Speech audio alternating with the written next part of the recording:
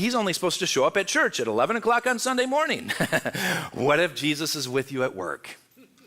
What if Jesus is with you when you're in that debate? And what if Jesus loves that person that you hate? Because he is working in ways that are mysterious sometimes. I had this happen just this week, and I'll pull it all together with this.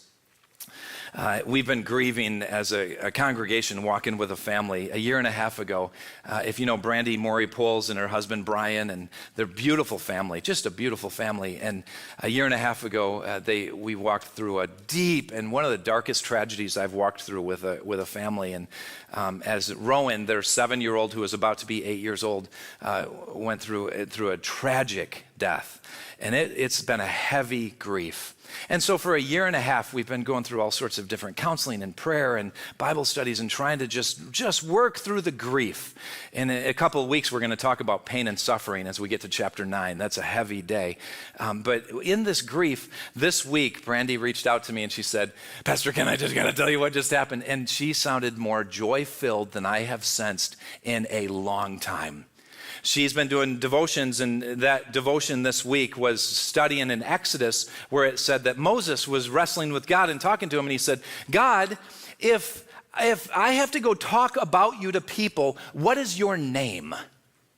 Do you know what God said? What's God's name in Exodus? He says to Moses, he says, I am. That's the name of God. And that's one of the names of God that gets revealed to us. And so Moses goes, wait a minute, okay, your name is I am. So she read that and immediately got chills in her body when God was in many ways out of the box and hitting her like a ton of bricks. And she said, oh my, that reminds me of a video I could not understand from 4 years before Rowan's death. And so she had in her mind, God's name is I am. With that in mind, watch this 18-second video. I am. You need who? I am. Who do you need? I am. Who? I am. I am. Who? I am.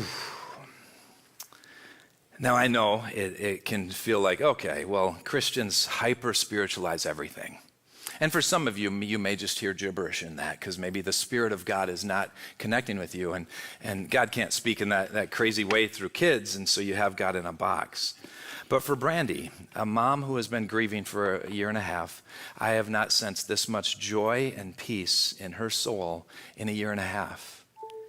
God met her in a way that is mysterious, is unique, and really was one of the most profound moments for her. This was God's way of saying, your son is right now with me, the great I am.